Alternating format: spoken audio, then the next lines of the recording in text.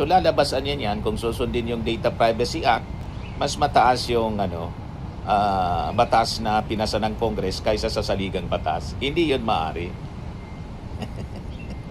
Nakita niya ginawa yun ni Mans Carpio.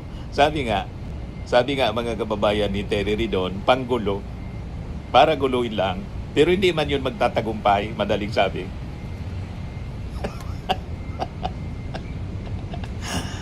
Gusto lang guluhin, distraction po sa impeachment. Pero siyempre, yung abogado niya, binabayaran yon para mag-file.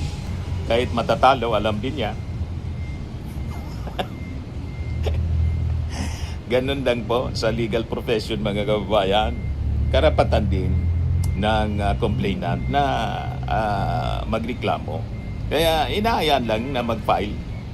Let the judge, mga kababayan, decide on it.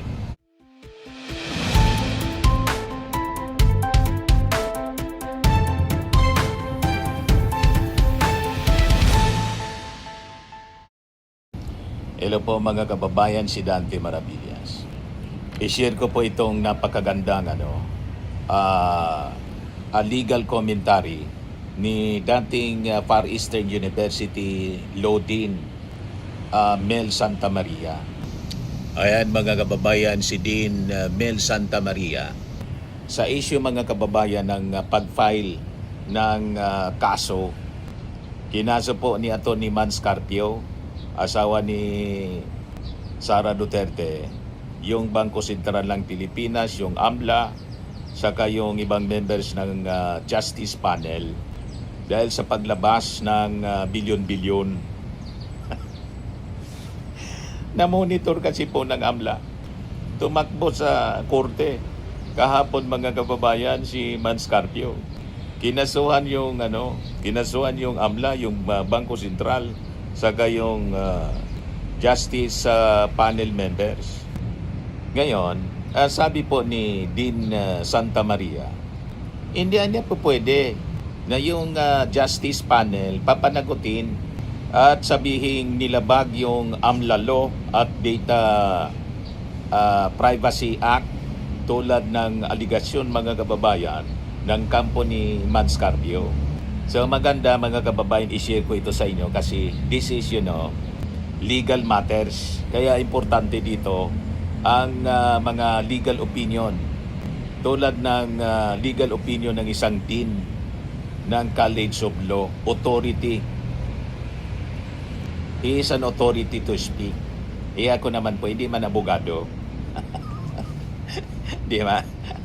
So pag nag-discuss tayo nito, dapat ang base natin yung mga opinion ng mga legal experts para maging credible po. Yan ang journalist po. Yung ibang mga vlogger assuming na parang abogado na rin kumagsalita. Hindi tayo ganon. Alam natin yung mga limitations natin mga kababayan. Tama? Ganon po tayo. Marami yan, Mr. Maravillas ng mga vloggers na parang mga abogado na rin.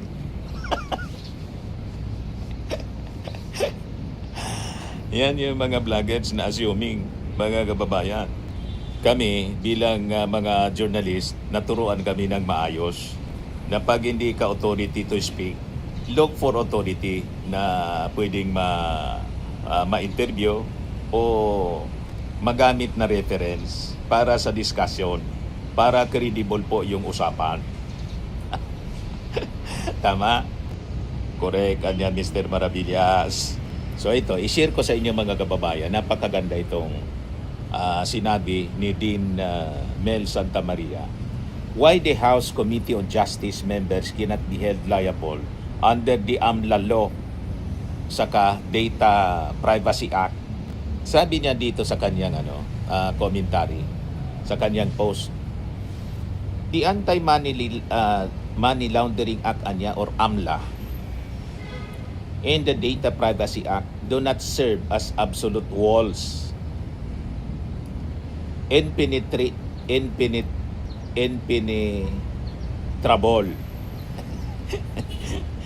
even by the hands of the Constitutional Committee. The House Committee of Justice members cannot be held liable under the AMLAC law at saka sa ilalim ng Data Privacy Act. This can easily be demonstrated anya, sabi ni Santa Maria. Una, at the apex of our legal system sits the Constitution. Ang Constitution, madaling sabi, yung pinakang mataas. Kaya nga ang tawag niya, saligang batas. Pinakang supreme, mga kababayan, yung saligang batas. Ibig sabihin, yung mga batas na pinasa ng Congress, pag hindi sumang-ayon sa saligang batas, ang constitutional, hindi yun maaari. So it is a supreme law of the land. It is the sun around which all statutes, including the AMLA and the Data Privacy Act, must orbit. Yan ang simpleng paliwanag, mga kababayan. Kung ang isang batas niya may conflict with a clear constitutional mandate, the statute must yield. So kung ang isang batas ay nag-conflict doon sa saligang batas, yung batas na yon, halimbawa yung Data Privacy Act, must yield doon sa konstitusyon. Ibig sabihin, masusundin dapat yung konstitusyon. Ganon. Pangalawa, mga kababayan, yung ating konstitusyon na niya explicitly grants the House of Representatives the exclusive power to initiate all cases of impeachment. Nakalagay niya yan sa section 11.3, 1 of the 1987 Constitution. This is not a mere procedural suggestion. It is a sovereign command na dapat sundin.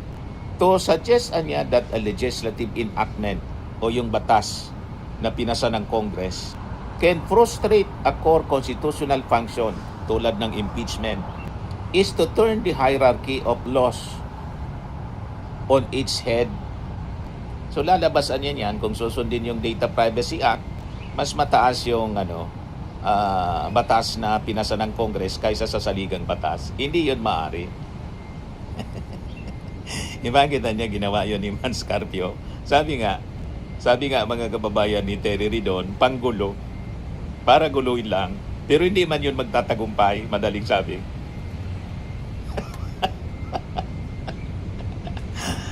Gusto lang guluhin, distraction po sa impeachment. Pero siyempre, yung abogado niya, binabayaran yon para mag-file. Kahit matatalo, alam din niya. Ganun lang po sa legal profession, mga kababayan. Karapatan din ng complainant na magreklamo. Kaya inaayan lang na mag-file. Let the judge, mga kababayan, decide on it. And kung ma-elevate pa sa Supreme Court, the Supreme Court decide on it, mga kababayan. So, legal distraction lang po yun. Yun ang reading ng mga legal experts. Panggulo. Pangatlo, mga kababayan, sabi dito ni Dean Santa Maria, an impeachment proceeding niya is not a criminal trial, nor it is a civil suit. It is sui generis. It is primarily a constitutional and legal procedure with political characteristics. That is Duterte versus HOR na dinesisyonan, mga kababayan, noong July 25, 2025, designed to protect the state from its own highest officers. The House of Representatives is constitutionally granted wide latitude to formulate its own rules to determine accountability. Ganon yan po. Pang-apat na punto, these rules are promulgated under a direct constitutional grant carry a constitutional status. When the committee issues a subpoena for AMLAC records, it is not acting as a mere statutory agency. It is performing a sovereign function. It is a textually demonstrable constitutional commitment. Panglimang punto, any irregularity niya, assuming there is one in the handling of data under regular laws, it is cured by the higher constitutional necessity of determining whether the unqualified and clear constitutional provision and principle that public office is a public trust. That is written, mga kababayan, sa Article 11 and Section 1 ng ating konstitusyon. Has been betrayed. Pang-anim na punto, mga kababayan, we need only to look to the landmark ruling in Estrada versus Escritor to see how the Constitution carves out exceptions where statutes remain silent. In that case, sabi ni Santa Maria, the Supreme Court recognized that a sincere religious belief, a constitutional right, could shield an individual from administrative and criminal liability for acts that would otherwise constitute disgraceful and immoral conduct under regular law. Pang-pitong puntos, mga kababayan. If the Constitution can carve out an exception for the private conscience of a court interpreter, how much more must it carve out an exception for the collective conscience of the nation in an impeachment hearing if an act be in the revelation of bank data or the breach of a privacy protocol is justified by the higher constitutional purpose of preserving the integrity of the state and preventing impunity with respect to a constitutional ground. To conduct impeachment hearing, then the irregularity, if there is any, under the statute vanishes.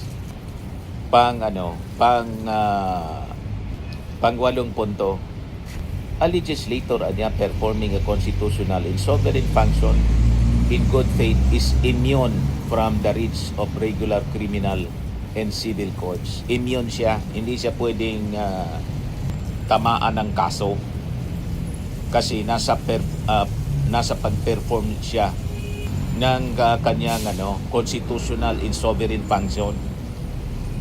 Kaya hindi po chill-chill lang yung mga members ng Congress.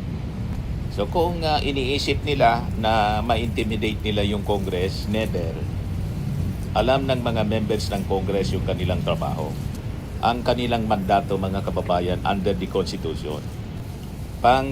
Siyam na punto, even if the interpretation of the interplay between AMLA in the laws like the Bank Secrecy Law were eventually deemed erroneous, an honest error in the pursuit of a constitutional sovereign duty does not constitute a crime. To hold otherwise would hang a sword of Damocles over every lawmaker, chilling their ability to investigate corruption and effectively repealing the power of impeachment through the back door of statutory technicalities. So hindi po maaari ang ganon na may palaging sword of Damocles na nakahang over the heads ng ating mga members ng Congress. So pag nangyari yan, pinayagan ng husgado, makakapon po yung Kongreso. Hindi po pwedeng ganon. Mawawala yung tinatawag na checks and balances. That will result sa pang-abuso ng mga nasa executive na mga impeachable officials. Hindi po pwede ang ganon. Pang-10 punto, the AMLA was designed to catch criminals. It was never intended to be a shield for those being held to account by the Constitution itself. The hierarchy of our laws, the accountability of public officers, is a supreme value that no statute can diminish. Ganon, mga kababayan. So malinaw, ito pong final na kaso ni Manscarpio, panggulo lang po at hindi yun magtatagumpay. Ngayon, ito isa pang post ng isang abogado, si Amando Vergil Ligotan. Ayan Pinost niya mga kababayan yung Republic Act number 1405. Yung Bank Secrecy Law. I-share ko sa inyo ang kanyang post, mga kababayan, para malinawan yung ating mga mamamayang Pilipino kung totoo ba yung claim ng abogado ni Mans Carpio o ni Mans Carpio mismo. Sabi niya rito, the bank secrecy law is one of the shortest laws out there. 5 sections on the substantial part. And it's also clear and straightforward. The absolute confidentiality does not apply to cases of impeachment. Kaya mali yung claim ng abogado ni Mans Carpio mismo. Sabi niya dito, there is no room for interpretation or any form of legal semantics or gymnastics. Only a trained mind will do that. Ang ibig sabihin, yung utak mga kababayan na under intense pressure para mag-file ng reklamo. Yun lang ang gagawa ng ganun. Madaling sabi sa simple term, yung may baluktot na utak. Ni Mr. Maravillas, baluktot yung utak. Hindi ba ninyo nalata na puro baluktot ang utak ng kampo ng mga Duterte? Puro baluktot. Yung mali, yun ang tama. Yung tama, mali. Ngayon, i-share ko sa inyo kung ano ang laman ng Republic Act number 1405 para malinaw sa atin. Pinost dito ni Attorney Ligutan. An act prohibiting disclosure of or inquiry into deposits with any banking institutions and providing penalty therefore. Section 1, sabi dito, it is hereby declared to be the policy of the government to give encouragement to people to deposit their money in banking institutions and to discourage private hoarding so that the same may be properly utilized by banks in authorized loans to assist in the economic development of the country. Section 2. All deposits or whatever nature with banks or banking institutions in the Philippines, including investments in bonds issued by the government of the Philippines, its political subdivisions, and its instrumentalities are hereby considered as one of an absolutely confidential nature and may not be examined, inquired, or looked into. Bank secrecy law po ito inquired or looked into by any person. Hindi mo pwedeng silipin. Government official, bureau, or office except upon written permission of the depositor. Kung may written na permission ng depositor, okay. Tulad ng ginawa ni Madriaga, pumirma siya ng waiver. Pwede na niya. Lahat ng bank deposits ko, bank accounts ko, tingnan ninyo para to support yung claim niya na may bilyon na dumaloy doon mula kay Sara at saka kay Digong at galing doon sa mga illegal activities ng Pogo. Yung iba siguro galing sa droga, nag-wave siya, so okay yon. Ano pa mga kababayan? Or in cases of impeachment, malinaw, in cases of impeachment or upon order of a competent court in cases of bribery or dereliction of duty of public officials or cases where the money deposited or invested in the subject matter of the litigation. So pwede po. So anong sabi po ni Atty. Ligutan?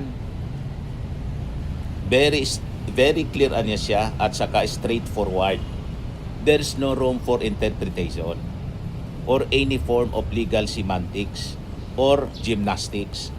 Napakaklaro in cases of impeachment.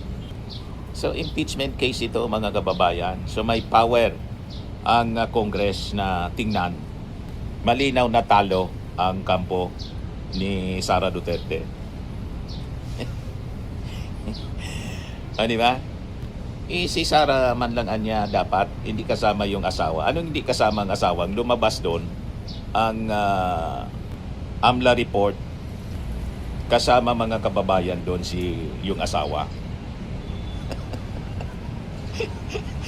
O di ba? Na-detect mga kababayan, kasalanan nila kasi nagtago sila ng ganun. Ang dapat na gawin mga kababayan nila kung hindi totoo, kaya lang hindi man sila nagpapasinungaling, walang denial. Hindi nila kini-question yung laman. Ang kini-question nila kung bakit yung confidentiality na violate daw. Walang violation sa confidentiality. Mga kababayan, Bank Secrecy Law, tapos AMLA kasi impeachment. Nasa impeachment case tayo. Malinaw na po, mga kababayan, ipaliwanag na lang ni Sara saan galing yung inflows, outflows. Yan ang dapat. Kung malinis, edi mag-attend siya, ipaliwanag niya. Ang problema, umiiwas. Mga kababayan, so lalong nako-confirm sa sa pag-iwas niya. Lalong naniniwala yung mga tao na talagang may mga inflows and outflows illegal. Hindi maintindihan kung saan galing yung yaman. Bilyon mga kababayan. Ayan man lang po ang ating short video ngayon. Ako po si Dante Maravillas. Bye-bye po. God bless.